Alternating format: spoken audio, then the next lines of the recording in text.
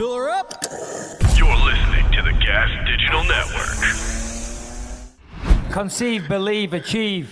Shut the f*** up. You're listening to Believe You Me with Michael the Count Bisping. You know my name yet? And Anthony Lionheart Smith.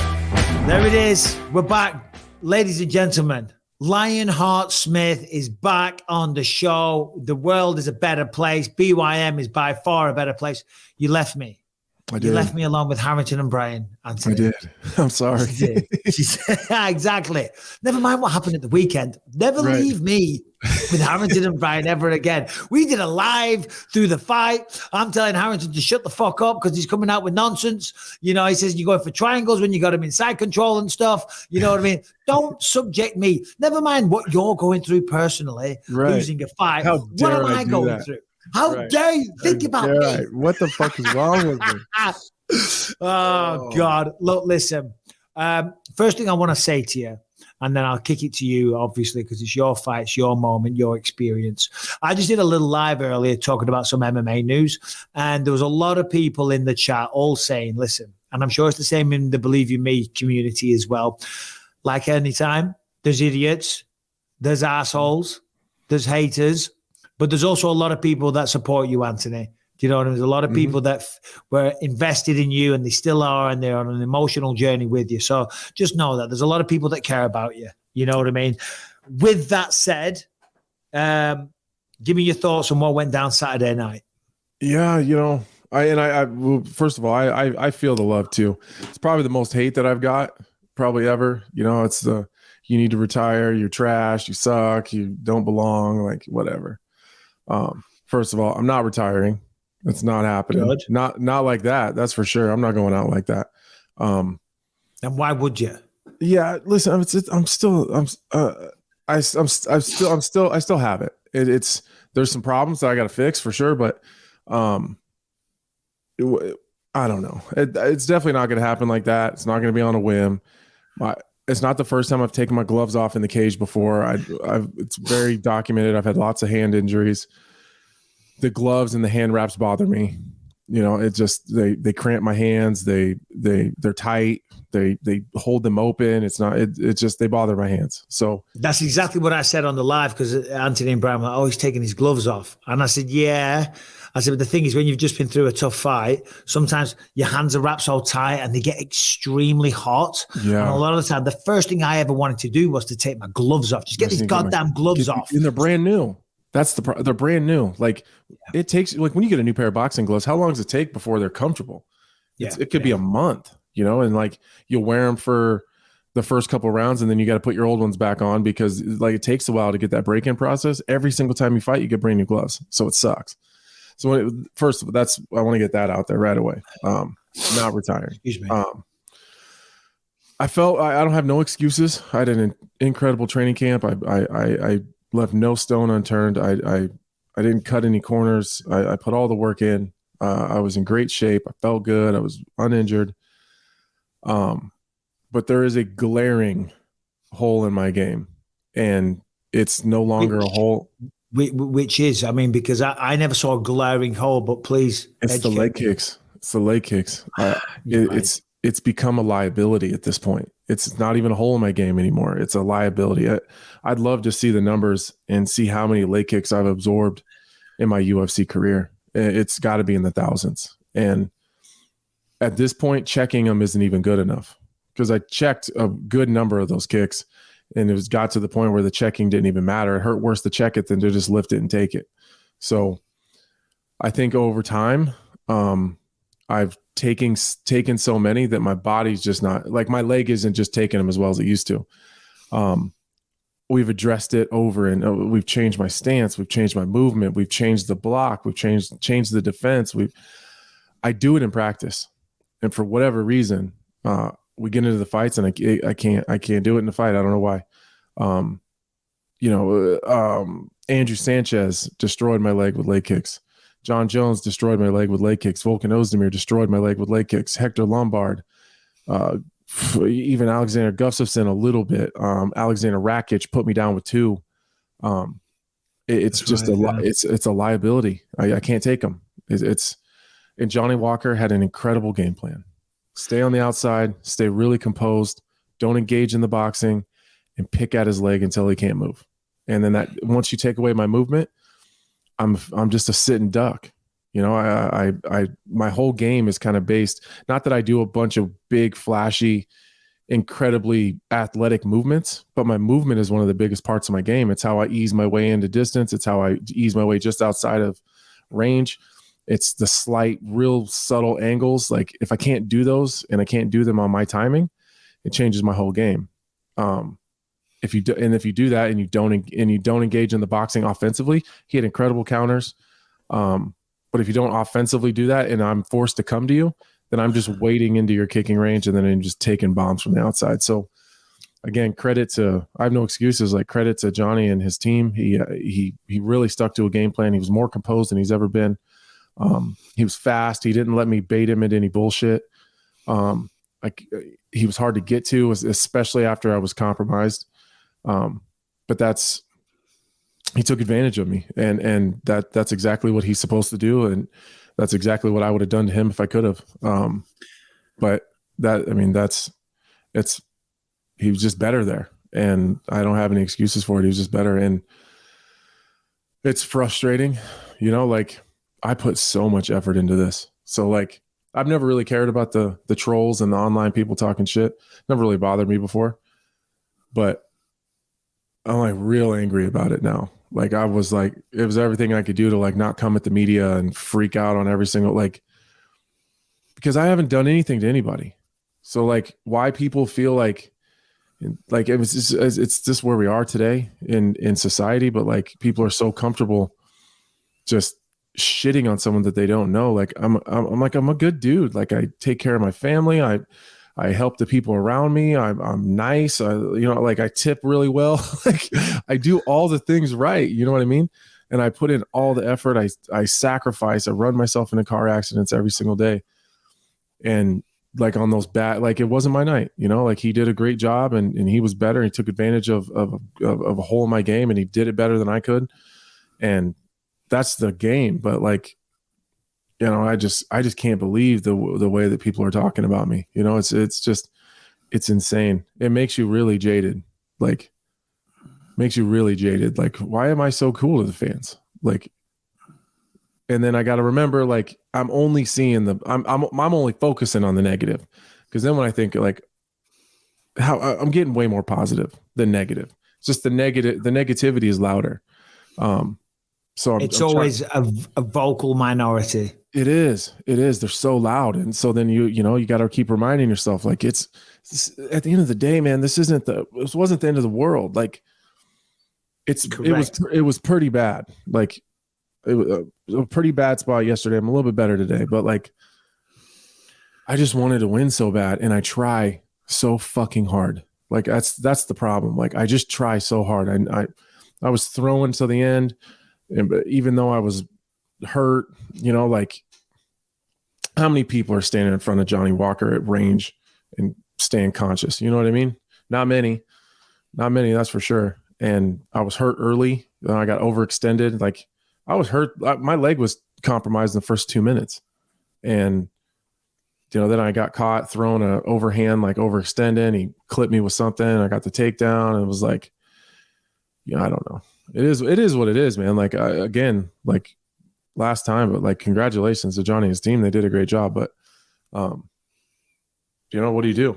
What do you do today about it? Well, you do exactly what you're doing right now, which is be a man. You hold your hand up, you be honest, and you said, you know what? The better man won on the night. He did. Yeah. You know, and you know, I've been thinking about what to say to you.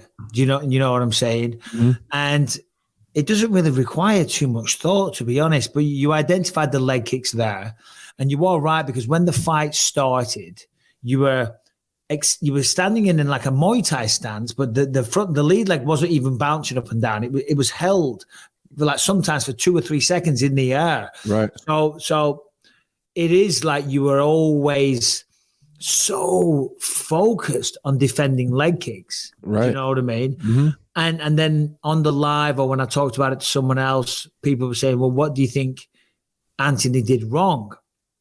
And I was like, well, I don't think it was so much what you did wrong. It's what Johnny did very well. Yeah. You know, we have to give the man credit. I mean, because I remember there was one point in the fight, he hit you with a succession of 3 leg kicks in a row with the same leg kick in bam, bam, bam, real fast succession. That's not easy to do. Do you know what I'm saying? It's not normal. It's not normal. And the man's a freak athlete. And it sounds like I'm just sitting here now and saying this, trying to make you feel better. Johnny Walker's a beast. He's a physical specimen. We know that. He's a bit of a weirdo. He's a bit of a weird character. He's a nice guy. But he's a freak athlete, you know, and he is getting better. And he's gigantic for the weight class. And again, it sounds like I'm making excuses. But no, I mean, I had problems with it. I had problems with the size. He's big. He's really big. These are just facts, though. He's big and he's a monster and he's getting better. And the reality is, and I truly do mean this, I'm not saying it to try and make you feel better. On his night, Johnny Walker's capable of beating any man on planet Earth in that weight class. He really is. You know what I mean? And I always had some kind of concerns with this matchup because when he burst on the scene, he was the next hot thing. Do you know what I mean? And then he had some shortcomings because he was a little bit spazzy in there. You know what I'm saying? But he's getting better. And he's had some cartoonish knockouts. That's why he got a lot of flack because he's been hurt, and they had like one real boring matchup with Thiago Santos and a kind of a cartoonish knockout from Jamal Hill. Like, so then people kind of shit on him. But like, I was always hyper focused on him. It's just, I'm just heartbroken, you know, because like I went in there knowing that I was going to win, you know, and then when you don't, you're just, I don't know. And then you got everyone telling you like, you don't have it anymore. You got to retire. And it's like, I don't feel like that. Like, I don't feel like that. Like I absolutely have something I got to fix. Like, I don't even know how to fix it right now. Like, it's not unfixable. It's not impossible. I don't know if I need to start fighting Southpaw for forever. Like, maybe I just switch to Southpaw forever. I don't know. But listen, here's the good stuff though, Anthony. What you're feeling right now is what you're supposed to be feeling, right? If you give a damn, if you give a shit. Do you know what I'm saying? There's a lot of people that go out there and they're happy to be there and they're happy to be in the UFC and they're happy to get the fame and the attention and to make the money and be on TV. And sometimes when they win or lose, they don't really care because, you know, they had their moment or they're having their moments and they're not too bothered about being a champion. When you're a true competitor, this is how you're supposed to feel, you know? So it's a good sign. And, you know, there's a lot of comments, oh, you should retire, you should hang it up and all the rest of it. And it's like, hold on that. Just stop. Think about this. Should Gilbert Burns retire? Has anyone said that? Should Gilbert Burns just lost to Bilal Muhammad? I'm not taking away from Bilal, but he lost. Should he retire? No, he's fighting at the highest level. Who else just lost? There's another one. Just had a bad loss recently. My God, I had it all in my head. I had loads of fighters lined up. I can't remember. My mind's gone blank. But just because a fighter loses a fight doesn't mean that's now time to hang everything up. The new rankings came out. I'm still in the top 10. Exactly. You're still in the top 10. You're 34 years old. You recognize you made some mistakes and you recognize that Johnny Walker was the better man on the night. You did recognize correctly because the leg kick thing is a given. You know what I mean? You need to handle that. But that's good because if you go out there and you're like, I did everything perfect and I still couldn't beat him, that's not the end of the world. But you're sitting there saying, listen, the leg kick thing was in your mind. You were so focused on that. You were standing on one leg for the majority of time. And Johnny Walker was good, right? It's when you give up on yourself. Chito Vera, sorry, that's who I was going to say. Look at Marlon Chito Vera. Yeah, no one's saying he should retire. Marlon's a good friend of mine and I have so much respect for him. He had a bad night at the office against Corey Sandhagen, right? That he knows that. The whole bloody world knows that. And he's not making any excuses either. He's just like, I got to get better. Cheeto, Gilbert Burns, the UFC, the top talent. When two men or women step into a sporting endeavor, when it's one-on-one, 50% of those people go home a loser and 50 go home the winner. And that's the hard part because it's the thrill and the agony, as the UFC say. You got Johnny Walker, he's breakdancing in bloody Charlotte, he's enjoying himself, he's having a good time, and you on the other side feel like bloody throwing yourself off the end of a cliff. Because it's like, momentarily, it's like your world's collapsed. But the world just fell on your head. That's how it feels. You had a bad night at the office. And today is the first day where I woke up like, okay, all right. You gotta stop feeling sorry for yourself. Like, you gotta stop. Well, look, you gotta stop. We gotta figure it out. And then you gotta start making calls. All right, how do I fix this now? Now, like whether it's I talk to Mark and like, all right, what's the game plan? How do we fix it? All these problems. How do I fix it? Who's next? Okay, when are we gonna go? How long do we have? Who do we want to fight? And then I talked to Eric Nixick today, and then I talked to Tyrone Spong, and then I talked to Mark. And it's like, just get up, give me all the information. Like, let's get all the best brains in the entire sport. If you guys can't all fix it together collectively, then it can't be fixed. But yeah, I'm not quitting until someone says it's unfixable. I'm not fucking giving up, and I'm damn sure not retiring like that. You're not gonna see me tucking my tail and crawling out of there and getting mad. Oh, I lost, and then just throwing my gloves down, and then just to take it back 2 months from now and say, oh, I was just mad about it. When I retire, it'll be the last time you see me, and everyone's going to know before it happens. Like 2000, I won the belt in 2016. 2014, I got choked out by a one-armed guillotine by Luke Rockhold. Everyone said it was over. Mm-hmm. Tim Kennedy beat me. How old were you Belfort beat me. I was 30, 2014, 35. Right. 35 years old. Mm-hmm. Everyone said I was done. Everyone said I was finished. I remember, and I might have said this before, so I apologize if I have. At that press conference, when I fought Luke Rockhold, I remember speaking to a journalist, and he said to me on the phone, he said, this is it, right, Mike? This is your last chance. This is your last shot. You've been in these kind of situations before. If you lose this, you're never going to sniff the world championship ever again, right? And I said, no, what are you talking about? If I lose this fight, I'll be devastated. I'll be gutted, but I ain't going to give up. I ain't going to quit. As long as there's still breath in my body and I'm still healthy enough to do it, I'm still going to keep on trying, because that's what you have to do. The moment you say to yourself, I can't do this, I can't compete, I'm not good enough, it's okay to say I've got work to do. It's okay to say I've got improvements, but if you just decide to just say, you know what, I'm not good enough, that's only when it's over. And that's what I said to Chito Vera. And I think he posted something similar to those words a couple of days later. It ain't over. It's a hard sport. These are the best mixed martial artists on planet Earth, right? And you're fighting at the highest level. Sometimes, listen, it's great to be a Conor McGregor when he was on the rise, to go out there and destroy everyone. DC, John Jones, I don't know, these people, these truly phenomenally, Rampage Jackson, these insanely talented people that just have an ability to do it. They're just so good, you know, and that's great. And people love to see that. But people also love to see the journey of the underdog, the guy that goes along and gets kicked back and gets stopped and gets loses fights, and it doesn't go his way, but they don't give up. And they don't give up, and then claw their way to the fucking top, because this is who they are and this is what they're fucking built of. And I know this is what you're built of. And of course you're sad and you're depressed and you've got a little fucking black eye, but you were always an ugly bastard anyway. So who cares? Do you know what I mean? Right. But you got a beautiful wife, you got a beautiful family, you got all your faculties. Right. You can't check a leg kick to save your fucking life. Can't check a fucking leg kick to save my life. That, we're fucking good to go, baby. Come on. Well, I've been saying from the very beginning, it's world champion or die trying. That doesn't mean, oh, it's world champion or die trying unless it sucks. And you know, like I'm getting stitched up, like I'm getting these stitches in my face, and some media person comes back and says, "Hey, the media room wants to know if you're retiring." I wanted to explode. Like who? Like here's what it is. These people that are like pushing that on you, and these trolls on the internet, and the people that are talking shit, you know what it is? I make them uncomfortable because they know that they couldn't continue. That's what it comes down to. These people that are just begging for people's downfall and begging for people to quit when it gets hard and saying, yo, you don't got it anymore. No, you're afraid I don't have it anymore because you know I'm not going to quit. So yeah, it sucks really bad right now. It sucks real fucking bad right now. And the reality is, sorry, go on. I expected this week to be if I win that fight, I'm fighting for the world title. Like, I lose and I should retire. No, that's not how this works.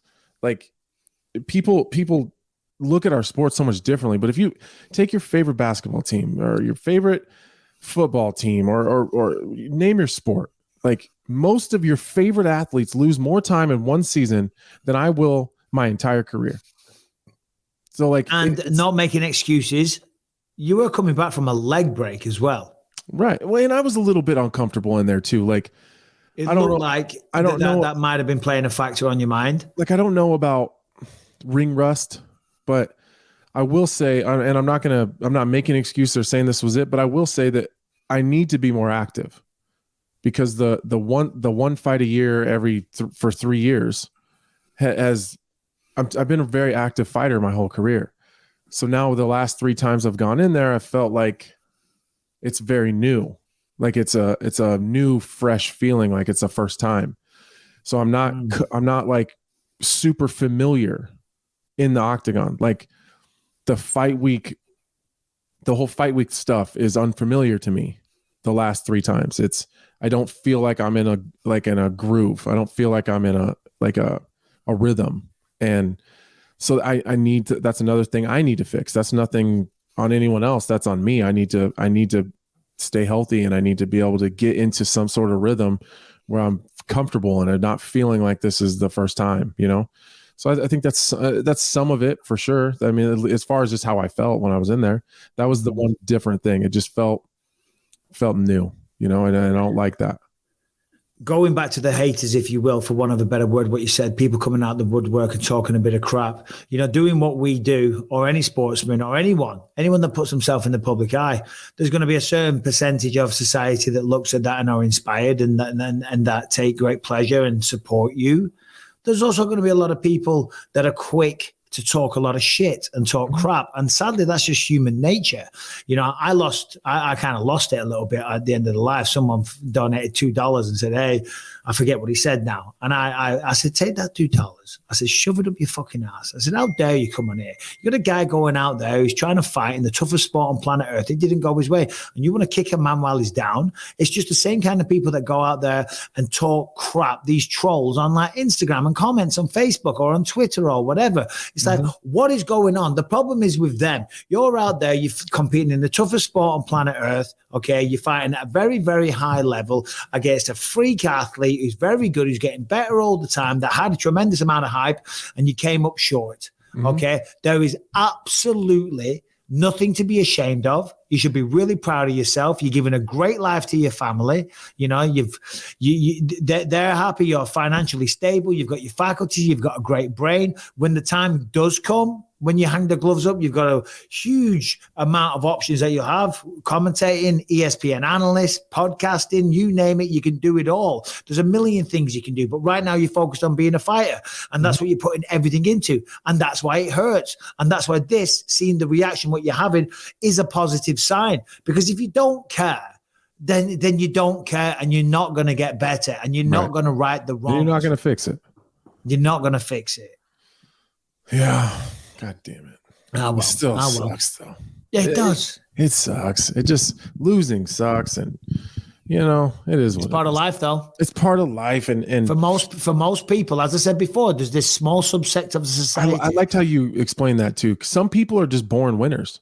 Yeah, there is. Like, some people, Jones, I hated them. Rashad is one of those guys. Me too. Rampage was a great example. Like, some people are just born great. And the rest of us have to scratch and claw and fight and rob and steal and whatever else we got to do. We're just human beings. Some people are just supremely talented at whatever sport it is that they decide to do, whether it be football, I'm talking about soccer, but American football, throwing a ball, javelin, athletics, running. Some people are just born for that shit. And other people, that kind of life might choose them. And we love it, and we're good at it, and we're talented, but we got to work our bloody ass off. Right. And we got to sacrifice, and we got to itch and scratch and claw our way to the top, like I said before, And you know what? When you're that type of guy and you finally do it, it feels even better. You know what I mean? So we'll get there. You're going to get there. We'll have one of those big shiny gold belts as one of the bits and bobs in the back one of these days. There we go. There we go. Well, on behalf of everyone, all the believers, we're all so proud of you, Anthony. It's and the love from the believers has been incredible. Nice. I can't even tell you how many messages and comments, and I see them on in the comments defending me against the trolls. So I appreciate the absolute shit out of you guys. And you know what? We're gonna run it back in there here sooner rather than later, and we'll just do it again. I don't know if that makes me stupid or smart, but we'll just roll back and do it again. I'm going to wind everyone up when I say this, but what about a boys trip out to Thailand? You want to work on leg kicks? It's not a bad idea. There's no better, bro. It's not a bad idea. There's no better place to work on leg kicks in Thailand. I'm telling you, though, all jokes aside, so I fought Mark the Beast Epstein for the cage rage belt. It was my third fight. I won it. I didn't know what I was getting myself into. I was way over my head, but I beat him. Then we had a rematch, and I was comfortably winning the fight. And then in the third round, he started attacking me with leg kicks, right? And he almost put me on my ass. He must have kicked me 20 times. I was limping about all over the place. And as luck would have it, I caught him with the right hand and finished, sealed the deal. But then straight after that, my coach at the time was like, bro, you got to get out to Thailand, man. You have got to learn how to check leg kicks and just get better with your Muay Thai. And I went out there and I went and lived in this crappy gym for about a month. Well, I lived in a crappy hotel right by the gym. Right. And they fixed it like that. You know what I'm saying? Because that is the best spot on earth. And if you're looking for a beautiful place to go on holiday with a family and a little training holiday, or the boys can go, we can all go, because I'm overdue a trip to Thailand. I'm telling you, mate, I was there's no better place on earth for that stuff. I'm telling you right now, that is their culture. That is their moves. That is their techniques. Right. That's their life. Well, I was laying in bed last night. I was thinking about who are some great people that deal with calf kicks and then throw them themselves. And, I went back and I was like, well, it's not like I'm the only one that has this problem. Think of Israel Adesanya in his last fight with Alex Pereira. He was pretty compromised in the first round of that fight with those kicks as well. So I'm not the only one with this issue for sure. But then I was like, there's lots of people that do a really good job. This is funny. I talked to Tyrone Spong in the hotel afterwards, and he couldn't have been kinder to me. It was just about, it was a real motivating speech, or not speech, but conversation, just about my mindset. Excuse me, and kind of how his mindset was in his career. And so I'm asking for advice, and he just so cool and chill was like, I was like, well, I mean, what am I doing wrong? With this whole kick thing, you just broadly, what do you see? And he was like, oh, I never check kicks. Again, he's one of those 1%ers. Don't follow that advice. I never check. He was like, if anything, I just get out of the way. I was like, I would if I could. Yeah. If that was an option, I would definitely do that. But it is what it is, man. We'll fix it. We'll get back. We'll run it back again, and we'll probably find another problem we got to fix, and we'll fix that too. Don't call it a comeback, but exactly. I'm looking forward to the comeback. Yes, it is what it is, man. That is it with sports. Harrington and Brian, I allow you to be present on the screen. Harrington's somewhere else right now, but I'm here. Is he? He didn't want to hang around, did he? No? All right, well, good for him. Good for him. How you doing, Brian? You well, buddy? I'm good. I'm just wondering if everybody has their chip on them.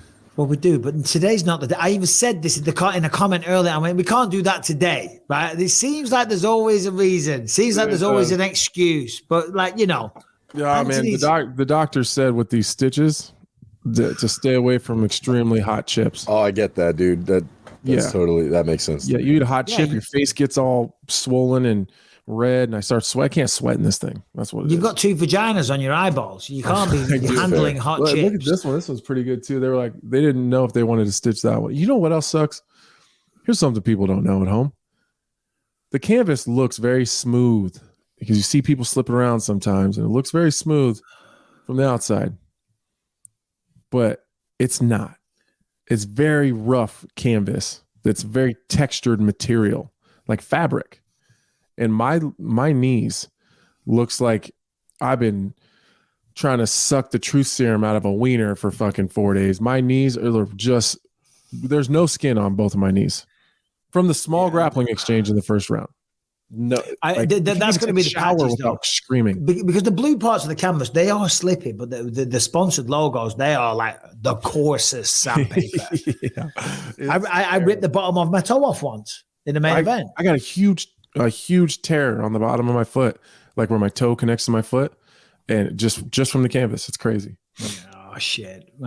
First world problems. Guess what? That's going to heal up. You're going to heal up. Mm-hmm. Everything's going to be fine and dandy. Moscow this time. Mule. Cheers. Next week, Moscow Mule with a straw. Mm-hmm. I'll allow it this once. Just this once. I got like a bunch of cuts on the inside of my mouth. Just this once. Okay. So we'll give a. Did you manage to watch any of the other fights? I mean, there was some standout performances. Ian Garry, got to give him a special shout out. Yeah, he was phenomenal. Great. I'm sorry. This sucks. Let's talk about the people that did really well on the fight night. No, it's fine. No, Ian Garry looked really good. I thought he was going to have a tougher test. I was also surprised at how much he was picking at D-Rod the whole time. All week long, he was fucking with D-Rod. And I'm kind of, all week he messed with D-Rod the entire time. He knew D-Rod was having a tough weight cut. I don't know how he found that out, but he put those pizzas and like some weed or something or some gummies or edibles or something. I know. At his door, and then even in the back, then he's yelling at him when he missed weight the first time, but not really being an asshole so much. He was just picking at him. Like, it was almost comical, but I could tell if you were D-Rod, you'd be pissed about it. But I thought it was, it wasn't uncomfortable.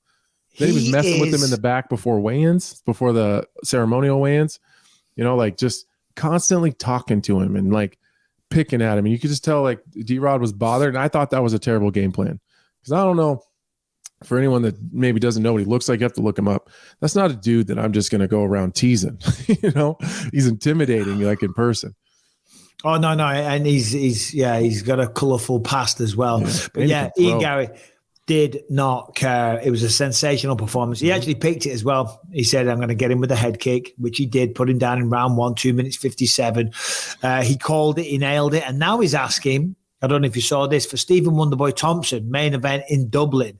Wonderboy Thompson, Ian Garry, take my money, because that, and I got to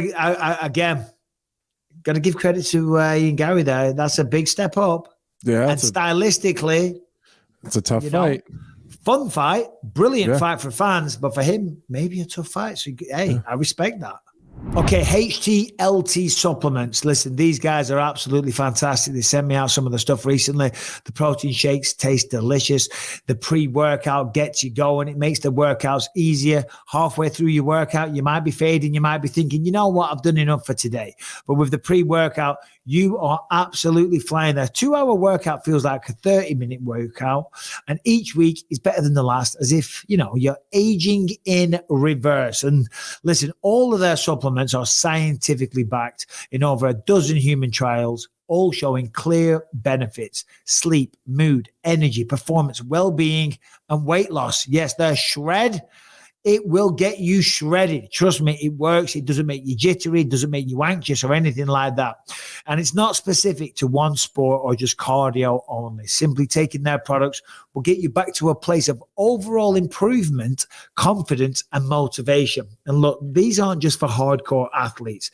It's for anyone, including you couch potatoes out there, that have trouble even getting off the couch to go and exercise. Anybody that wants to live a better life, check out the HTLT supplements. They got multivitamins, they got pre-workout, they got protein shakes, you name it, they've got it. Go to HTLT Subs to check out everything from pre-workout, protein, and supplements. And when you use the promo code Bisping, you will get 10% off. Once again, that is HTLTSubs.com. That's the website, HTLTSubs.com. The promo code is Bisping for 10% off your order. You don't have to be an athlete. You just want to be a better you. You just want to be able to get off the couch. You want to feel good. You want to feel great. You want to live a long, healthy, fruitful life. Go to HTLT Subs, use the promo code Bisping to get 10% off your order.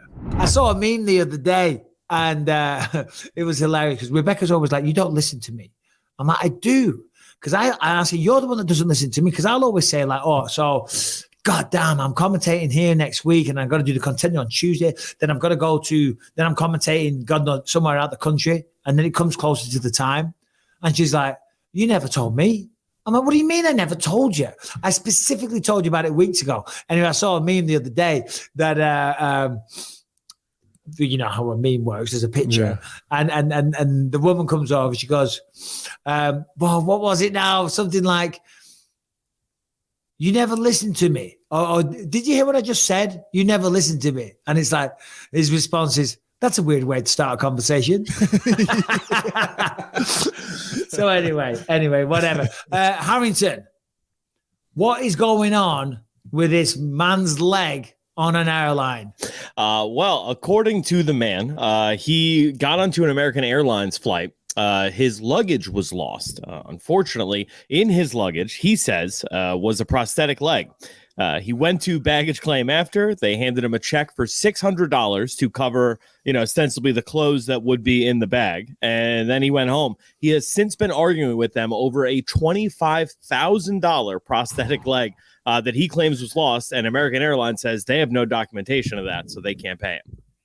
I was going to say, yeah, $600 for a prosthetic leg doesn't sound like it gets close. However, I will say this. Some people are known to, if Game something goes missing, you know what I mean? Right. Maybe they'll just exaggerate what it was a little bit. Anthony, you ever had bags go missing, things go missing, prosthetic legs, guns go missing? No, I always knew where those were. But I did lose my luggage one time in actually, I was coming back from Charlotte when I was training with Weidman one time, and I was flying back. I land. I only had one of my bags, but the other bag had all of my training stuff, like all of my training clothes, gear, everything. It was a huge bag. It was like 55 pounds. And I call, and they're like, "Yeah, we just don't know." We go back and forth for a couple days. My manager one of my managers lives in Charlotte, so she goes to the airport. They have no idea. They're like, "Yeah, well, it's just lost." And I was like, "No way." Like, that's got I'm in the middle of training camp. Like, I need that. And she goes there and she just starts running amok. Like, she knows someone that works for American or something. And so she's elevating it up the chain of command. And she was like, "All right, that's fine. Well, I want to see the cameras." And they were like, "What?"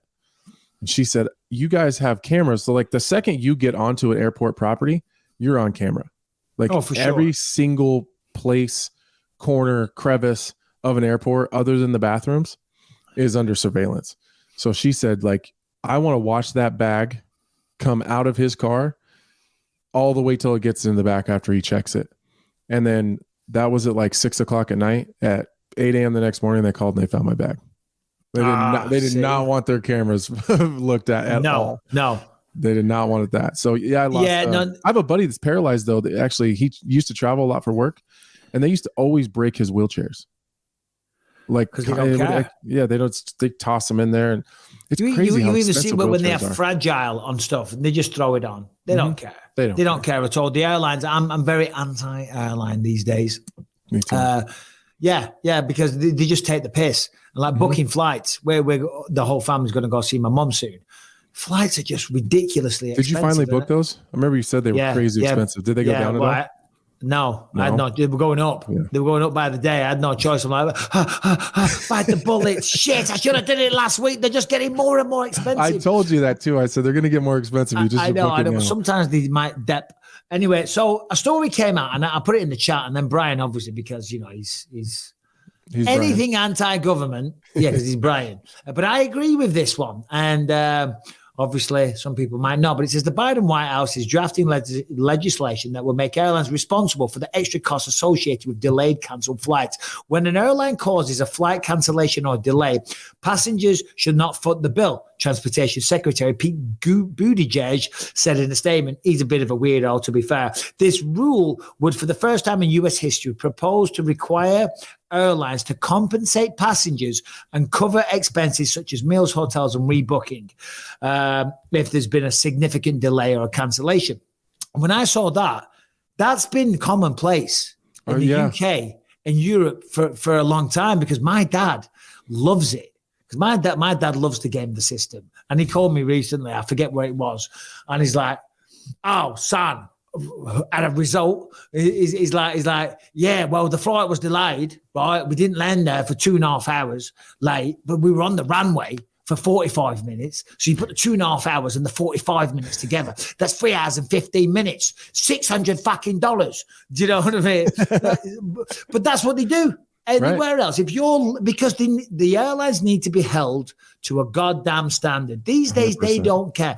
Prices are skyrocketing through the roof. They cancel flights willy-nilly if there's not enough people booked on them. And if they lose your goods, if they make you delayed, if they cancel a flight, they're not held accountable. So I put that in the chat and I said, "Oh, this is great." And Brian comes out with, "Oh, yeah, great. Now the government are going to destroy the airline industry."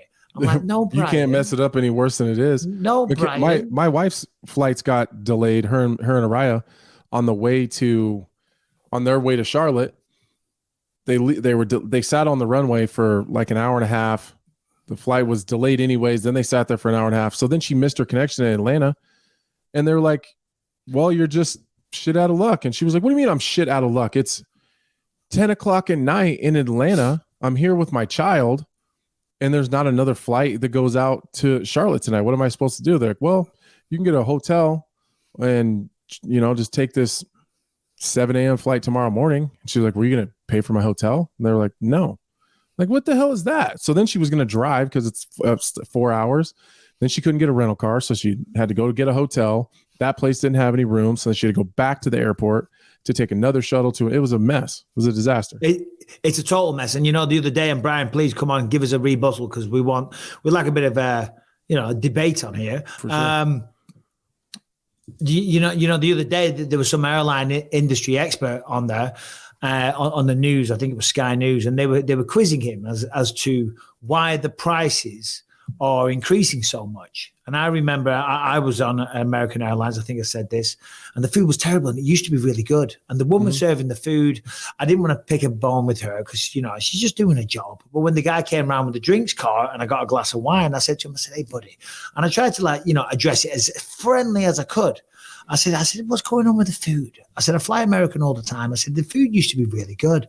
I said, I can't even eat it now. I said, well, what's happening? And he said, sir, you need to lower your expectations. The airline industry has lost billions of dollars. And I'm like, well, you're not lowering your goddamn prices, are you? So you got a spending problem.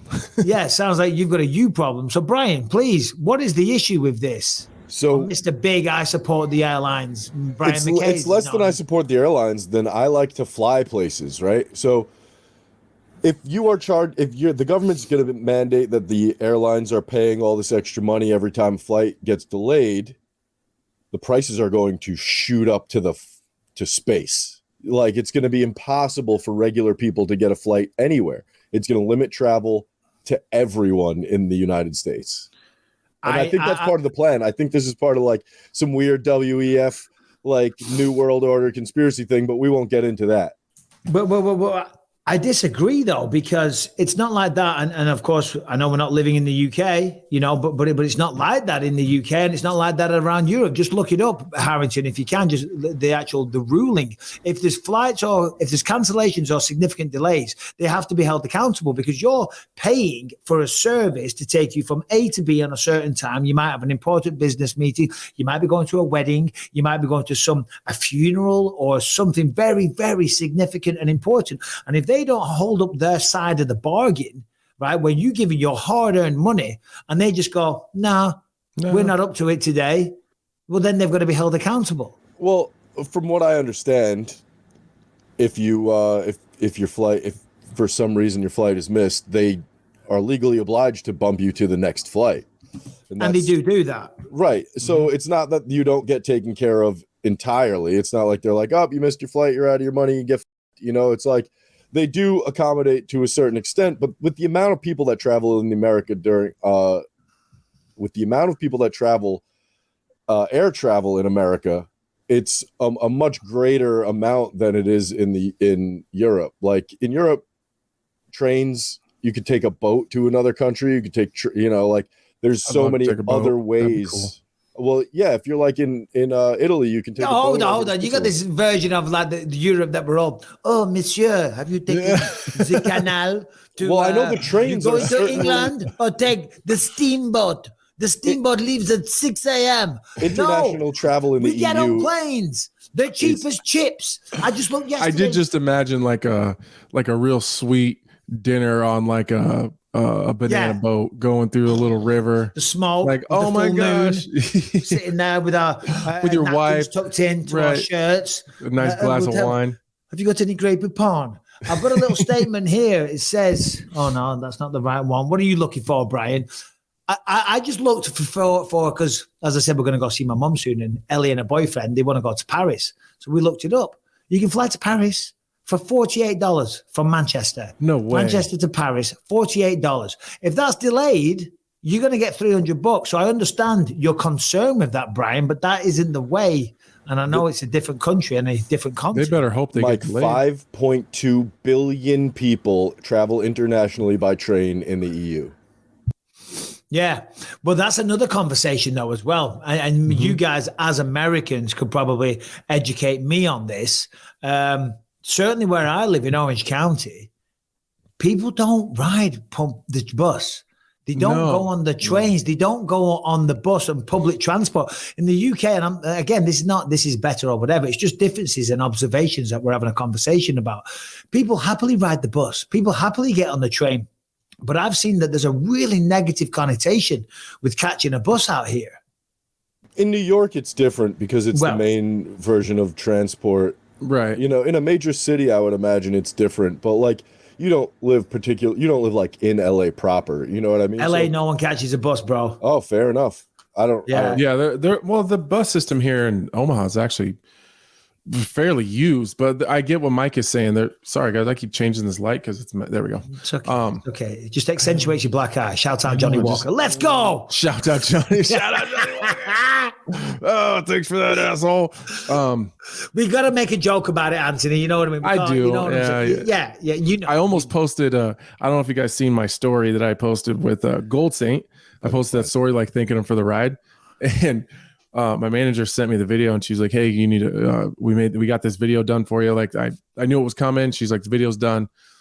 Can you post it? I was like, I should hard post it. And the caption should be, maybe I suck at fighting, but my rides and my fit are always fly. Oh my God. That would have been funny. She's like, I hate you right now.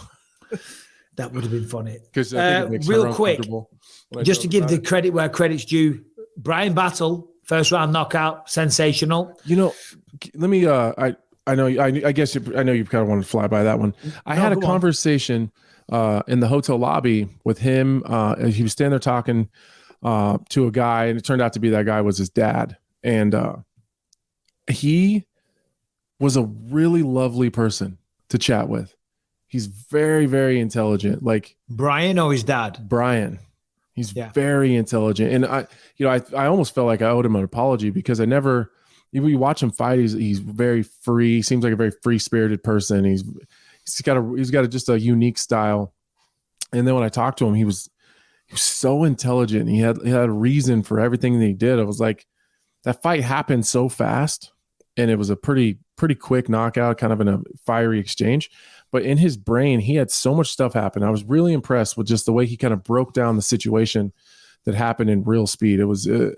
I just wanted to give him a shout out. It was a really, really awesome conversation. He was just a lovely person to talk to. No, that's really nice. And I found the same thing, to be honest, because I've had a few interactions with him, obviously commentating his fights and whatnot. And yeah, same thing, smart guy. Now, this one, I haven't seen it because I was setting up the live watch along fight companion that we did. Court McGee, Matt Brown. Matt Brown went out there, got the knockout punch at the end of round 1, 4 minutes and 9 seconds. I'm ashamed to say I haven't seen it, but that tied him for the record. Now is neck and neck with the Black Beast for 13 knockouts, which I'll be honest, and this is not a shade.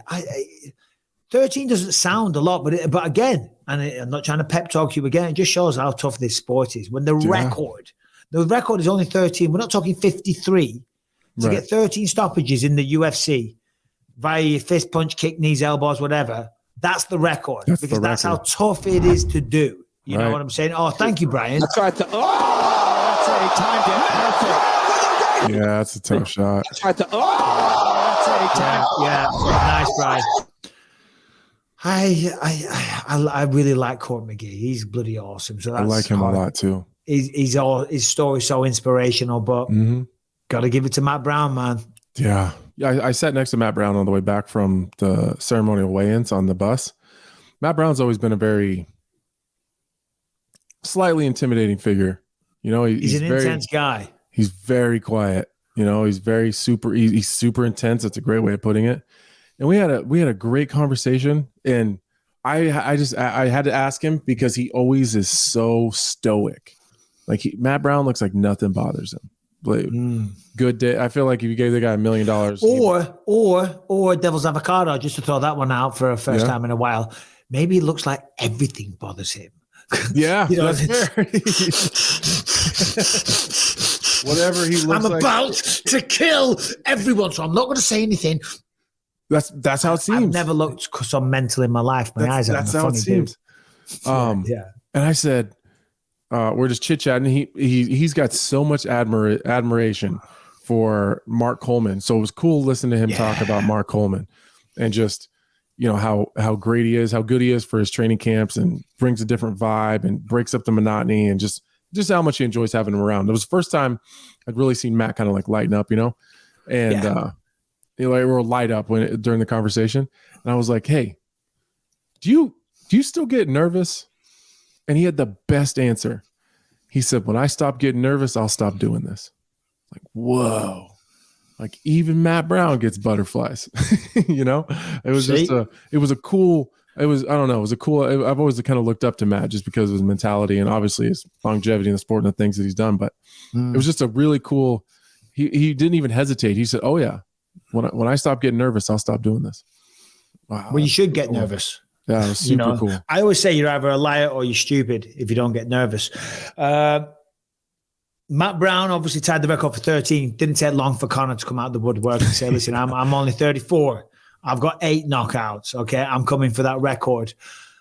So Conor needs another 5 or 6 to beat the record to get that. I don't know if he's going to do Did you see that. Matt's response? He said, I'll fight you for it. He said, come fight me for it. Yeah. I hope for Matt Brown he gets that fight. It's never going to happen. That'd be awesome for Matt, though.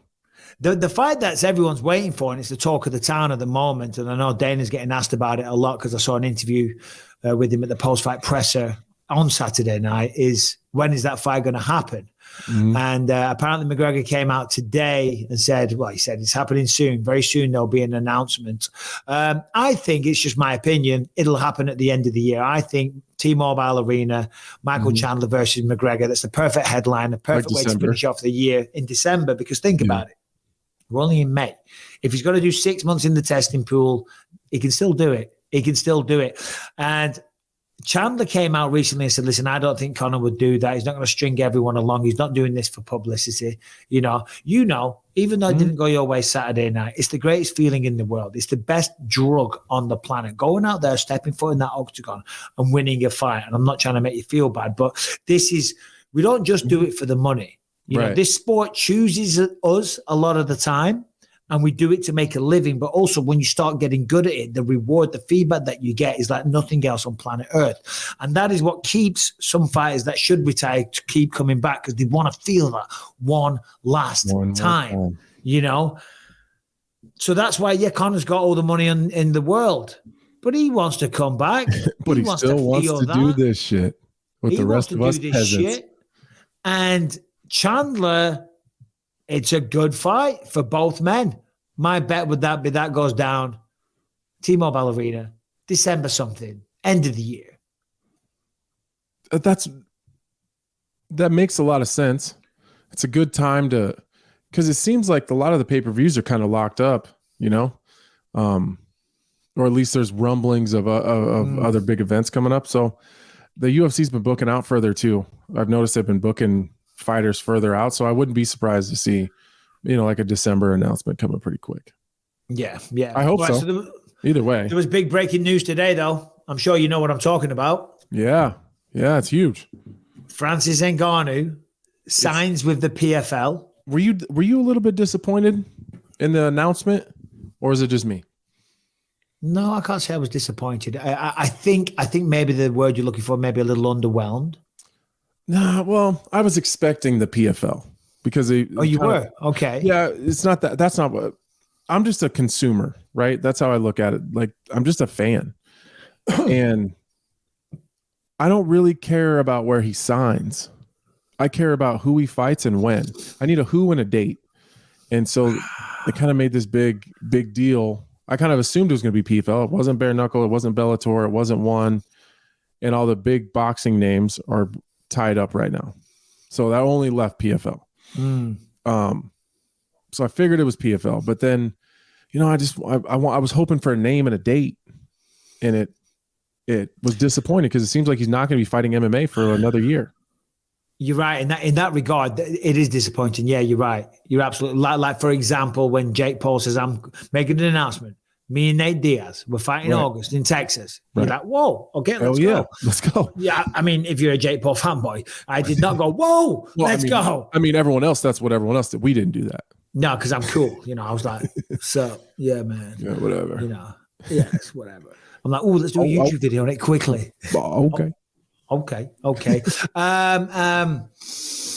Yeah, listen, you're right. PFL, there wasn't many two other people around. I didn't think, obviously, it was going to be in the tournament bracket because that payday, even though $1 million is a huge amount of money, he has been very vocal that that's not what he's looking for. Now, my friend, Anthony Evans, friend of the show, he sent me some bullet points on it. Here's essentially the deal, what he will be getting.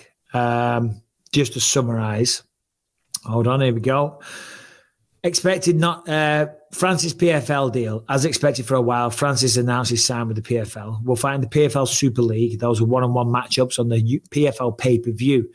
Now, they've only done one PFL pay-per-view, and I'm not standing there knocking the PFL. We don't know how much that sold. I think it was Kayla Harrison. Don't think rumbles on the street that it performed too well, but you never know. With a Jake Paul, with an Ngannou, you never know. They didn't say how many fights they had signed for. Francis seemed to indicate to Ariel Helwani that they signed for 2 fights. Won't fight in the PFL until 2024 because he wants to box this year. But it's like a tune-up fight, right? Well, his boxing debut. I think something Nash had put out some bullet points as well, saying that his boxing match was going to be a tune-up fight. Then he would go to MMA. Or seems a weird tune-up fight for MMA to have a boxing fight, but still. But in terms of boxing, I mean, all the big boys are booked. I believe so. But still, there's still lots of people out there, and Francis is Francis. A minimum wage. A minimum wage for his opponents. I thought that was kind of cool. Yeah, I was just going to say that's cool. Also has a position with the PFL to launch an African PFL league in 2025. Francis will be part of the leadership team there. And that's all. That's great. That's really cool. A lot of if, buts, and maybes. I'm not saying it's not going to happen, but 2025 is 2 years away. You know what I'm saying? And if it doesn't all pan out, then you never know. But still, I'm happy for the man.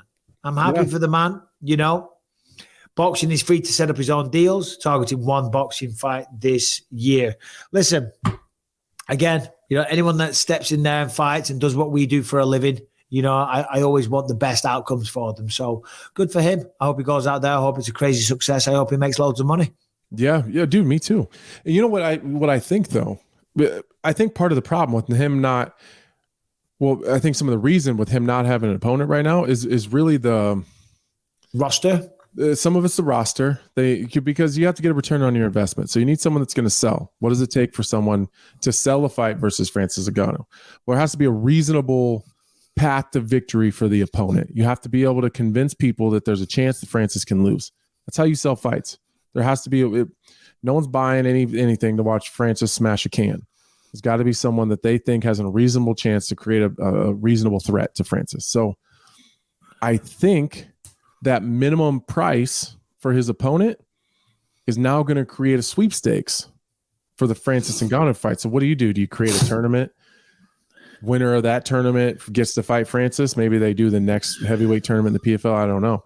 But also, I think that's going to if you look at the top 20, just if you just go world rankings, not even just the UFC, the world rankings, if you use, say, Tapology, the top 20 guys in the world are in the UFC, or the top 22 are in the UFC. I think you have to go down to 22 or 23 to find someone that's not in the UFC in the heavyweight rankings.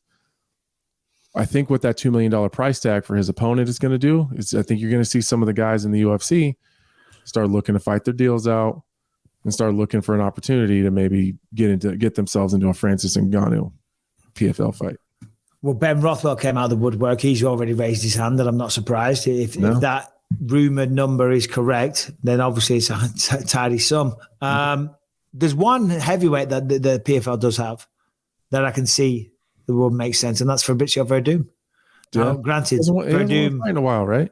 I was just about to say, hasn't won a fight in a while. He's a former world champion. He's a reasonable threat there, though. when it comes He's a to reasonable grappling. threat with the submissions, you know. Not the best wrestler on planet Earth. If you want to build Francis up, you give him a jiu-jitsu guy with not the best wrestling, who Francis would, you know, with respect to Fabrizio, probably more than likely knock out. You know what I'm saying? Yeah. Bader's at number 21. Ryan Bader will leave Bellator. Well, and he's Bader's the 205er. I would not put Ryan Bader in there with Francis Ngannou. No. They have Francis listed at number 14, according to Harrington. But still, it's interesting. I mean, there was a lot of that. Now, Jake Paul didn't see it that way. He hit us. Oh, no, sorry. I'm just looking at the notes there. That's a completely different story, but it is revolving something that we need to talk about. Saturday night, when you were at it, so was KSI. Did you see the clip during the round? I seen the finish. Yeah. Was the elbow, right? Elbowed him right in the face. Yeah, it's kind of dirty. Like I don't know. Well, I mean, I don't think it's a dirty way to lose. I don't know if he threw it on purpose, but man, the whole situation is dirty. I'm not saying he threw it on purpose or not. There's no way of knowing, but what a terrible way to lose a fight, though. Like, what's his ref doing? You're not paying attention? You gotta watch these weapons. Well, it's not just that. He hurt him with the right hand, and we're not going to spend too much talking about the YouTuber turned boxer KSI when we've got real stuff to talk about. But it is big news right now. So he was winning the fight comfortably. And I got to say, KSI, he did look impressive, but there's the finish right there. He caught him with a big right hand before that, wobbled him significantly. Right there. I mean, he missed it big time. You know, he caught him with the elbow. Clear shot. Jake Paul came out and said, nice shot, wrong sport, though. He said, is that he yeah, he said like the exact comment was nice shot, wrong sport. Yeah, it was something like that. But that needs to listen. I like KSI. I've actually trained him on 2 occasions that the UFC set up. Really? Nice guy, great energy, and from where he was then to where he is now, you know, it's impressive because he's working his ass off and he's getting better. But that needs to be a no contest. Yeah, for sure. That's got to be overturned to a no contest. Bare minimum, that's a no contest. Or a disqualification. I would say on the side that it wasn't intentional. If it's not intentional, listen, if you clash heads, and so, like the best example is Kevin Holland versus Kyle Dawkins. Remember that fight? Yeah. They clashed heads. Kevin Holland went down hard. It looked like a knockout victory for Dawkins. And then they have the review official. That's a new thing the UFC have. The referees look at it and they go, whoa, hold on, stop. It was a clash of heads. It's a no contest. They have that. They have instant replay. They have videos. We have all seen it all over the world. Don't tell me the boxing commission that sanctioned that didn't see that. Right. It needs to be made a no contest if the integrity of the sport is going to stand. Speaking of integrity of the sport, how about that fight on the prelims? I was sitting in my hotel watching. In Charlotte, you mean? Yeah. Andy Baum, Ji Young Kim. Yes, where the referee took a point, which I thought was kind of a little bit weird.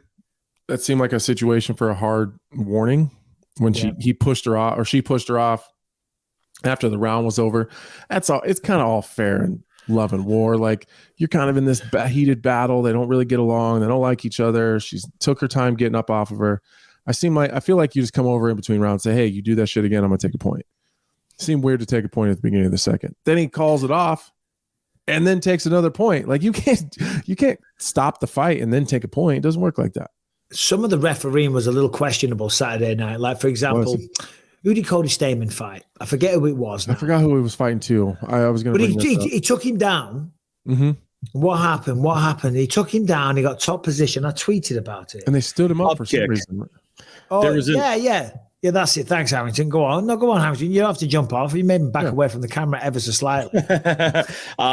He landed an up kick. The ref stepped in to warn him, gave him a hard warning, and then stood both men up instead of giving him back position. So I tweeted here, gives Stamann position on the ground. He worked hard for the takedown, eats a lame up kick, and then warns Silva, then starts them back on the feet. So he's rewarding the guy that just up kicked him. He was taken down. Stamann worked hard for that. And he goes, whoa, don't do that. Right, start back on your feet again. Try and knock him out. What is the logic in that? I mean, that was just crazy. I don't want to talk bad about Mandy Baum. Nobody knows how hurt she was. That's a stupid rule, though. Yeah. The hand down thing, the hand down rule It's got to go. It's got to go. It's got to go. Stupid. It's very, very. If your knee's down, that's a different story. Listen, you can knee me. You can knee me. Hold on. Oh, look at that. Can't knee me. Can't. Knee me. Can't. Knee me. Can't. Yeah. What is that? I mean, I get it. It's still, even though the UFC is 30 years old this year, it's still in its infancy in many ways. If you consider boxing's been around for hundreds of years, you know, and rules are changing. You know, like remember, it used to be you got 5 minutes for a nut shot, but when you got poked in the eye, you didn't get 5 minutes. Yeah, it was the discretion of the referee. It was, and then the doctor comes in. If you can't say that you're good to go right then and there, they end the fight. Well, now they've changed that just kind of recently, last year, I think. Yeah. So now you get 5 minutes with an eye poke. And I think in some commissions, certain states, that isn't a rule, is it? I think. It's got to be weight. In North Carolina, they said it had to be weight bearing. So just the fingers touching wasn't good enough. It had to be actually weight bearing. Yeah. So anyway, it's weird. Well, weird. I like Ji Yoon Kim. She's a nice girl. I met her at the PI one time. She got cut. Did she get cut? I seen it today. She got cut. Her and Jessica Rose Clark. Jessica Rose Clark has gone as well. Yeah, Jess. It's too bad. Well, that's that. It is too bad. It's part of the game, but it's too bad. It's the game. Go on, Harrington. What were you going to say? Just a little bit of cleanup for the last couple stories. That was Douglas Silva D'Andrade who hit the up kick. The Jake Paul quote was that was straight up a right elbow to the jawbone. Good form, but wrong sport. And then John Jones and Francis Ngannou are going back and forth on Twitter right now. What did he say? John Jones said, Chase Sherman's been removed as well. In the chat. I like Chase Sherman. I like him too. Vanilla Gorilla, very sad. So Jones said, "How are you going to call yourself the baddest man on the planet from across the street?" Francis responded, "Well, cross the street then." Both have a point. they both got points. I like the comeback from Francis Ngannou. Yeah, I do. It's such a shame because that's the fight. What do you reckon? Jones versus Ngannou, hypothetically. I've always said the same thing. John Jones, 50-45 Francis Ngannou without a mark on his face. Yeah, I think you're right. I get it. And I like Francis as a person. I think he's a great dude. I love his coach. I love his team. But Fernando Lopez. Oh no, sorry, that's his ex-coach. What am I saying? You're talking about Eric Nixick. I like Nixick a lot. I don't know. I just think John Jones just picks at him from the outside, stays safe, gets takedowns when he can. He is the greatest of all time. Yeah. And they got one common opponent, maybe more. We've seen how that went. And we saw how that went. Okay, let's talk about Chalk real quick. You know the one, CHOQ.com, Chalk.com. They got the natural supplements covered, and our friends at Chalk, they are the only natural products worthy of the Bisping seal of approval, okay? Some guys who eat well, they train hard, and they're in good shape, but they don't see the need for supplements. The thing is, guys, look, listen, you want to take every natural advantage that you can get. Men's testosterone levels are at an all-time low, and not a day goes by that I don't see a guy who's had a bad diet early on in life or low levels of testosterone naturally that could use a boost beyond their training. If you're unmotivated, if you feel lethargic, if your libido is dipping, this will take care of all of it. The supplement industry is filled with crap, weak, trashy, and dirty supplements, but Chalk are proud to stand above the rest in clean, pure, and healthy products.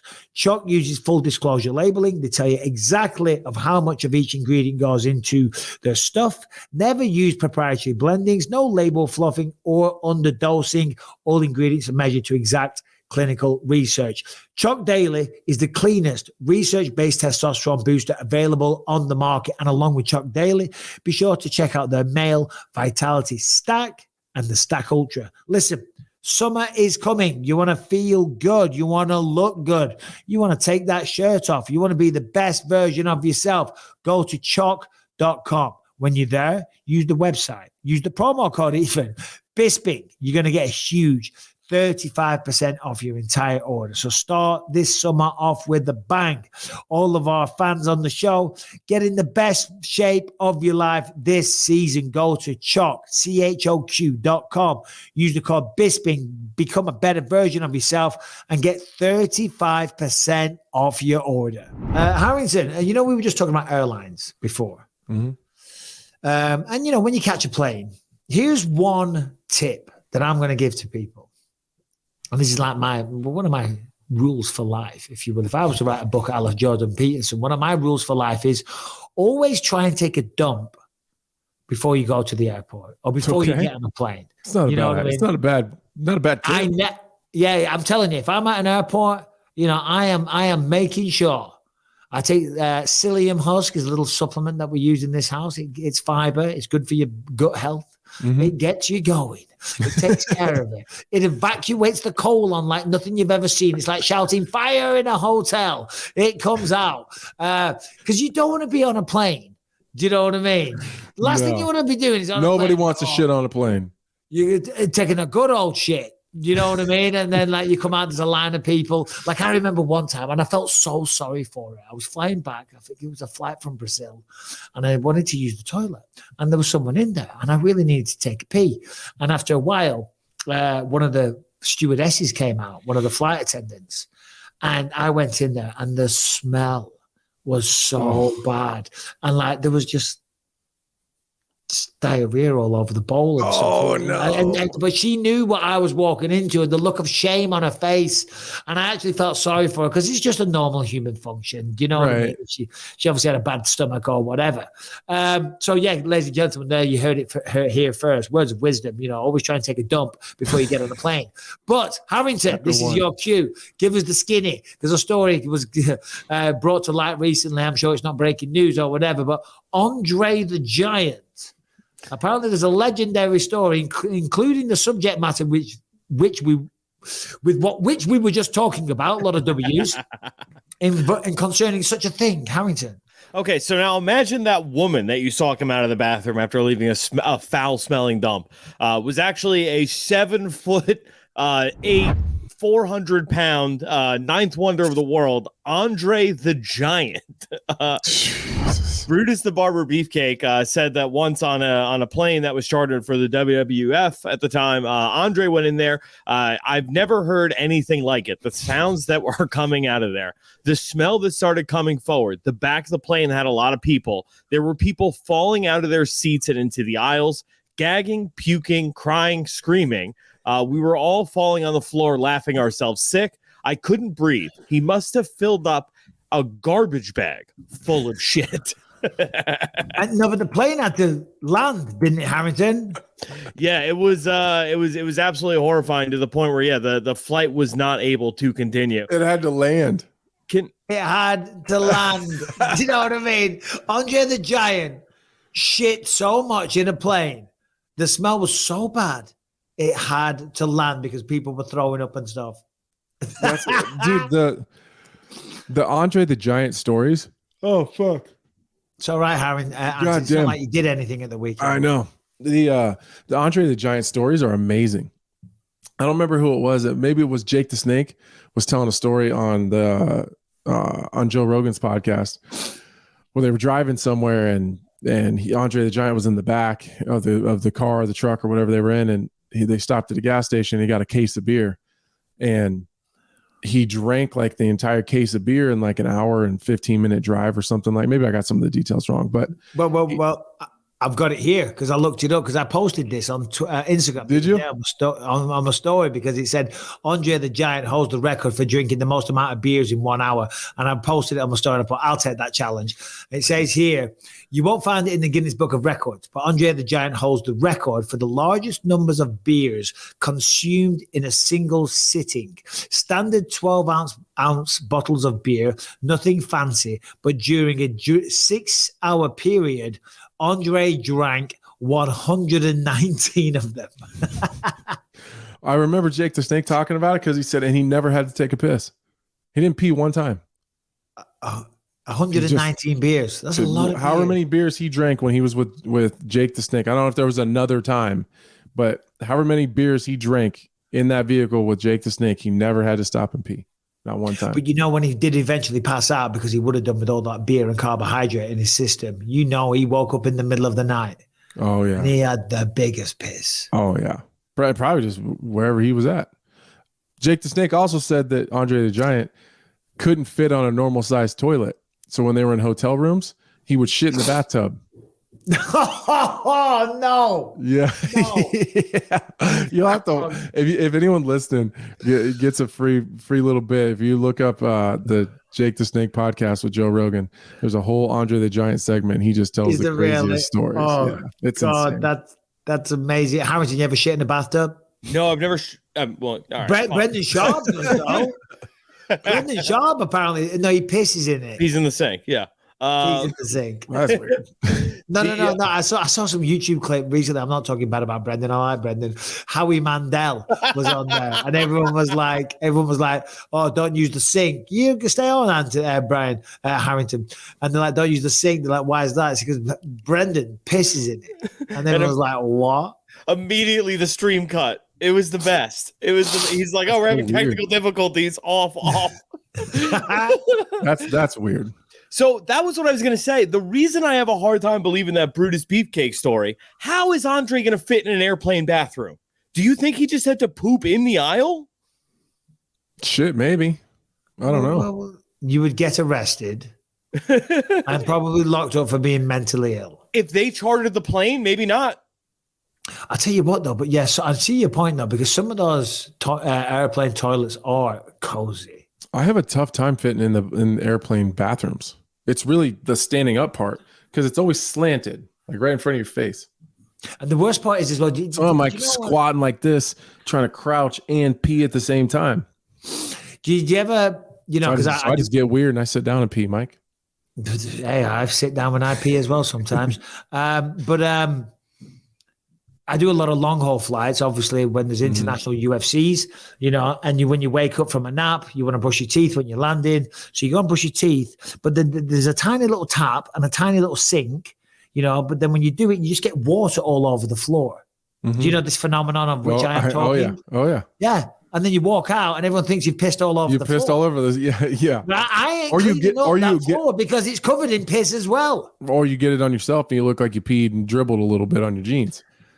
Anyway, this is the highbrow stuff, what people tune in for. Should we talk about some MMA for crying out bloody loud? Harrington, what's a big story that we haven't got to? Obviously, we talked about Saturday night. We talked about KSI. We talked about Francis Ngannou. Let's see here. Look at these notes. When I say that, Harrington, when I talked about Francis Ngannou, that's like jump in and save me because I'm flailing about here. Okay. All right. Give you your choice here. Stop. Okay. I got it. We have to talk about this. Oh, no, give me your choices. Go on, Harrington. Sorry, but I didn't mean to cut you off. No, you're fine. So I was going to say a brother of a UFC star put himself in title contention in another organization. Nate Diaz dealing with the Texas Department of License and Regulation. Their verdict came back, and Colby Covington is already talking about going after a second belt. What do you want, Anthony? What was no, I can't do the Jake Paul thing. I am actually curious about it. Or Nate Diaz. Well, yeah, let's go with Nate Diaz. Well, give him the details, Harrington. So when Nate was at the press conference with Jake Paul, somebody had asked him what the deal was with him smoking marijuana, with Texas. Right. The Dallas police said it was cool. Nate's management said, we're talking to the Texas Department of Licensing and Regulation. They came back with a verdict and said he absolutely, there will be no exception. So they will be testing for marijuana, which means that if Nate does get a win, likely would be turned into a no contest unless he stops smoking weed. That fight's not happening in Texas. There's no way. There's no way Nate's going to not smoke weed. No, there's absolutely no way because it's truly part of his identity. And I don't think he's going to want to take a suspension. I don't believe he'll allow himself to be dictated to like that. He's that type of guy. I did think, but if he's ruled a no contest, I never considered that part. I thought, well, what are they going to do? Fine him 20%? I thought, well, he'll just take the fine and just have the fight. Well, what if they suspend him? I don't know that because he's still talking about wanting to do this boxing thing and then come back to the UFC. It's tough to do on a suspension. especially But at his age. suspension hold up in other states where marijuana is permitted. Mm-hmm. Yeah, if any state suspends you, the other states will uphold it. Yeah, that's right. They do. So you think they're going to move the fight from Texas? Probably. That's a lot to do, though. That's a lot of work. Like he is the joint promoter, though. Let's be honest. He's not it's that or he doesn't hired. fight. I think he would not fight. It was funny. Have you seen the video? Because they're talking about it and the camera's on Nate Diaz and somebody says, you're not allowed to smoke marijuana in Texas. And he carries on talking about whatever he's talking. And then he just stops. He goes, wait, what? He's like, you see like the light bulb go off in his head. He's like, whoa. What did you just say? Right. Shocked. Like, no, we can't do that. Yeah. Well, we'll have to wait and see how that one plays out. But I do want to give a special mention to Leon Edwards, the welterweight champion of the world, his brother, Fabian Edwards. Fabian Edwards. Good win. Went out there, beat Gegard Mousasi. Friday afternoon, I was watching that in Bellator Paris. Gegard Mousasi, I believe he's retired now. That was his final fight. Was it? Yeah. Well, that's what the commentators were saying. They were saying that it might be his final fight. What a road. What a career. Yeah, what a fighter. I mean, the names on his record are insane. It is insane. I mean, he's insane. The man's, he's a fantastic and well-respected mixed martial arts artist. Gegard Mousasi, there we go. Came up straight away. I was meant to fight him, but they changed it to Anderson Silva. And when I was watching the fight, not that I was looking for an easier fight, I was like, I'm so glad they changed it to Anderson Silva. Because Gegard Mousasi is one of those guys that is as tough as they come. And all right, granted, I'm not taking away from Fabian Edwards' win. Fabian beat him fair and square, and he looked really, really good doing so. But it looked like, it was maybe time to retire. He didn't look like the fighter he used to be.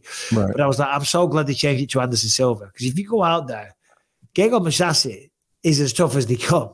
And he's good everywhere. He's good everywhere. But you ain't going to get the casual fan base. Like people go, who'd you beat? You say Anderson Silva. Oh, you say Gegard Mousasi. They go, who? Who's that? Yeah. 49-9. Let's have a look on some of the people. Rory McDonald, Alexander Shmenko, Chris Weidman, Uriah Hall, Vitor Belfort, Thiago Santos, Talis Laitis. Lost Uriah Hall with that spinning back kick. Costa Philippou, Dan Henderson, Jacare, Mark Munoz, Lyoto Machida, Ilir Latifi, or Vincent Prue. It goes on and on and on. That's all the way crazy. Gary Goodridge, Renato Babalu, Mark Hunt, Jacare again, Melvin Manoff, Dennis Kang, Evangelist. Those are all wins. Santos, on and on. I mean, that's crazy. The man has had an incredible run, and if he has hung it up, well done to him. But I wanted to talk about what man has a win over Gary Goodridge, Mark Hunt, and like a guy like Austin Vanderford. Like that's 3 totally different generations. And what a run on the UFC. Talis Laitis, Thiago Santos, Vitor Belfort, Uriah Hall, Chris Weidman. Then he went to Bellator. Shlemenko, Roy McDonald, Caravallo. He's unreal. So we've got to give him his due and big respect to him and good luck if you have decided to hang up the gloves, Gegard. But I wanted to talk about Fabian Edwards and Leon Edwards. So Fabian now is going to fight for the belt. I was just thinking, look at that. How cool is that? You got Leon Edwards, who's the welterweight champion of the world. And your brother has now got a really good chance of becoming the Bellator champion. Imagine walking around your local town, the two brothers. One's the UFC champ, one's the Bellator champ. Ain't no people messing with them too. No, sirree. No. I mean, what a cool feeling, as just being one of them, knowing that like, there's a chance you're both going to be champions of the world in 2 of the largest organizations out there. How cool to just share that with your brother. Like, geez, that's crazy. Well, and the thing is as well, because, I talk about it, you talk about it. Yeah, great coaches are awesome. Having a big team is fantastic, having the resources and all these different styles and all the rest of it. But the reality is you only need one good training partner. And how about going through that journey in life? That emotional roller coaster, which is fighting mixed martial arts or any combat sport for that matter. And you're doing it alongside your actual brother. And you can both push each other to the limit. there to lean on each other when it's getting a bit hard physically, mentally. You know what I'm saying? To go through that with your brother. I wonder who's better. I wonder who wins those training sessions. Yeah, I'd like to see that. I wish I would have known that like we were going to be in this situation because we could have asked Leon. Oh, we should have done. Yeah. I wasn't aware that he was as good and as successful as what he was. I wasn't either. He looked really, really good. Really good. Anyway, all right, listen. We're going to be back on Thursday with another show, and we're going to get a guest or two on. But if you have a question, send them into bympod@gmail.com. Anthony, respect for you to coming out today and facing everybody because it is a tough thing. But, you know, as we say, you roll with the punches. You're going to be back. You're going to get better. You're going to learn. And we look forward to it. But in the meantime, Harrington. If you're listening on iTunes, Spotify, wherever you find podcasts, make sure you subscribe to the show. Leave us a 5-star rating, positive review. It helps out on those platforms. If you're watching on YouTube, make sure you subscribe to the channel and you hit that notification bell to find out whenever a new episode drops. And if you want to catch over 400 episodes you can't find anywhere else, completely ad-free, totally uncensored, head to gasdigital.com. Use the promo code BYM. Get yourself a 7-day free trial. Check out over 20 great shows on the network. So Brian tells us, and hi Brian, and welcome to the show, brother. Brian tells us we have 5 really good questions to get to today. I'm just going to say, and you're all going to give me a hard time when I say this. I haven't got time for all of them because I've got a haircut, okay? Because I'm commentating on Saturday, and I'm looking a little bit disheveled. I'm looking a little bit homeless. I've got to go get it taken care of. So you can all shut up. You can stick it in your pipe. You can stick it up your ass. You can stick it where the sun don't shine and smoke the shit out of it. We're going to do as many as we can. Brian, the floor is yours. Go. All right, first one we got here is Alan from Scotland. Hello there, BYM pod. Alan from Scotland. Big fan of the show. Bisping, big fan. Anthony Smith, big fan of yours too. Hope the legs healed up after your last fight there.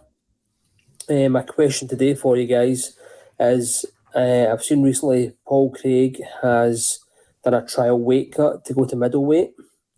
The first question, do you think that's a good move for him to go down to middleweight? Also, who would you like to see him fight at middleweight and why? Who do you think the best matchup is for him? Also, I'd say, Brian, you're the man. Harrington, you're also the man. Everyone says fuck you, but I think you're pretty funny. Cheers, guys. Yeah. I just seen Paul Craig got booked. That makes a lot of sense. Yeah. I mean, I saw this morning there's a few websites saying that in London he's going to be fighting Andre Muniz. Yeah. Obviously the Brazilian standout grappler. I didn't realize. I didn't even occur to me that Muniz is a middleweight. Yeah. I just seen the fight and I was like, oh, well, that sucks. Like, thought maybe me and Paul could get this thing going, and then I didn't even realize. It didn't register that Andre is a middleweight. What do you think about Paul going down to middleweight? Because the thing is, Paul's a big man, 6'4", yeah, and he's in great shape. He's not like a guy that when you look at him, you think he needs to lose a few pounds. Paul's always been an athlete. I don't know if that's a great idea. I don't know how his diet is and all that stuff, but if he can do it and do it healthy, I don't see any issue with that. But yeah, Paul's a big dude. What I'm afraid of. I get why he's probably feeling like that because I just did it. Yeah. Johnny Walker will make you feel like, man, I'm in the wrong weight class. But realistically, Johnny's probably in the wrong weight class. If we're just being honest here. He's just big, and he can make it, and that's the rules, and whatever. Power to him. He's massive. But I mean, power to him. Mike, I'm telling you, he was 240. 235, 240. And with that hairstyle on top. Yeah. It makes him 6'9". With that hair that he had. Mm-hmm. It was really funny. That gave him another 5 inches. When it's all froed out like that, he sits in the back and does this and flaps his hair around. Like just bored. It's just what he does. It's kind of funny. Yeah, I get why Paul would feel like maybe I need to go to 185. Paul, it's not you. It's him. Yeah. I mean, listen, I wish him the best. And yeah, me too. I hope he does well. Our friend that sent the message said he's doing a trial weight cut. You know what I'm saying? Mm-hmm. So making those weight cuts are hard. They do take a toll on the body. Whatever happens, I wish him all the best. I like the matchup with him and Muniz. I do too. That'll be a fun jiu-jitsu match, like combat jiu-jitsu between the two of them, because they both favor the ground. Right. You know, so there's this. It's a fun matchup. I like that. Yeah, I like that a lot. Good for him. Brian, give it to me, baby. All right. So the next one here is from Dan from Japan. Dan from Japan. He's What's up, the guys? man. Dan, I live in Japan, as you can see, Tokyo Tower behind me. So my question is, do you think the UFC will come to Japan for a fight card anytime in the near future? And if they did, who do you think would be the best to headline the fight in Tokyo? Thank you so much. I love your podcast. Keep rocking. You know, it's funny because Dan, he doesn't look Japanese at all. It's like, does it? Doesn't look. Dan sounds like he's from Boston. Yeah. I mean, of course. I mean, the UFC first went to Japan years ago in the early days, like 2003, maybe even earlier. I think 96, maybe. Before the pandemic, they were kind of getting into a semi-frequent pattern of doing so, and then it just hasn't happened recently. And there was a big fall-off for the support of mixed martial arts in Japan. I mean, it used to have those massive, mega sold-out stadiums, with, you know, those massive pride events. But the UFC were going back there. I don't know. I hope so, because I want to commentate it. Yeah, me too. I'd love to go to Japan and work the desk. That's for sure. I couldn't even begin to tell you who they would have headline it. I have no idea. But one of the best people right now that they could have in Japan, the best headliner, in my opinion, would be Israel Adesanya. He's a massive fan of anime. He's a great kickboxer. He's a great striker. He's a massive superstar, super charismatic. You know what I mean? I think Israel Adesanya, he would do fantastic there. Yeah. I've always wanted to go to Japan. Always. I'm going to do it. I'm just waiting for the UFC to pay for my flight and hotel. International traveler for free. Brian, we're getting through these questions. Give us another one, baby. We got one here from Connor Cartwright, your biggest, most specialist fan. I'm not saying that he did. All right, Mike, you beat me all love. How are we going on? Anyway, I've got a question for you.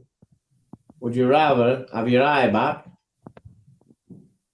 or be a billionaire? You let me know on that. I want to enjoy this beer. Yeah, go on. I like this guy. I love that guy. Connor Cartwright. I like that guy. Answered it. What would you rather have? Right? Hold on. Let me tell you. Right? What would you rather have? Be a billionaire, or beat Johnny Walker? What would you rather have? Give me the fucking $1 billion all day long. So you're thinking about it. All right. Well, I'll take all day. I think probably beat Johnny Walker. Yeah, that's because you're the eye of the tiger. Yeah. You can take both of my eyes. You can stick them. You can put them on a skewer. I will hire multiple people to guide me around and describe everything that I am seeing. We'll get you robot eyes. Yeah. Yeah. With $1 billion, you should be able to buy eyes. Well, you can. Have you seen those eyes that you can get where the people are now getting fake eyes and there's like spotlights in them? No, I've never seen this. But I just Googled that real quick. Yeah, it's a thing apparently. I don't know if they give you vision. I'm hoping so. I don't know. I haven't got one. We should get one. We'll go half on $1 billion. We'll get two. Yeah. Yeah, we'll have a full set. We'll have a full set. Right. You are like more special guest like we've ever had. You know what I mean? I like you. Gotta go get my hair cut. But we'll do one more picture. One more. Go on. One more. Just get another question, like. Come on, Brian is one. That's a proper northern accent. Is that? That's how they talk, lad. All right. Yeah, I just found. Found that real quick. It's bloody mental what they can do these days, isn't it? That's how they talk where I'm from. Anyway, hey lad, what else we got, Brian? All right, so I got a question here from Al Hassan Muhammad. He sent in a question before. We like him. We like him. What up, guys? It's Hassan here from Norway. I got a question for all of you four. Which part of a woman do you like, ass or titties? Me personally, I like ass. And Harrington, congratulations to the baby. I know you're gonna become a great father, but when you grow up, don't beat it like my father used to do to me. And have a good day, guys. Keep up with the good work. Bless. Well, listen, brother, for me, I think that your father did not beat you enough because you are very misogynistic, and for this, you get slapped. But with that said, Mr. Smith, I don't think we can answer this question, but what do you all prefer, tit or ass? We're not supposed to answer both. Yeah! Take both. Gonna be, yeah, why you got to pick? Discriminate. I'll take both. Babe, tits or ass? He's giving me the funniest look. It was funny, like the pause and it's the real quiet. Yeah. She's like, I don't know. All right, I'm always late for my haircuts. All right. I'm going to be particularly late to this one. So that's the end of the show. We're going to be back on Thursday. I'm going to. I'm waiting for it to fall out. I'm waiting for it to fall out. I'm waiting for it to be done. Natural causes, though. We appreciate you all. Back Thursday. Subscribe and ring the bell, guys. Let's go.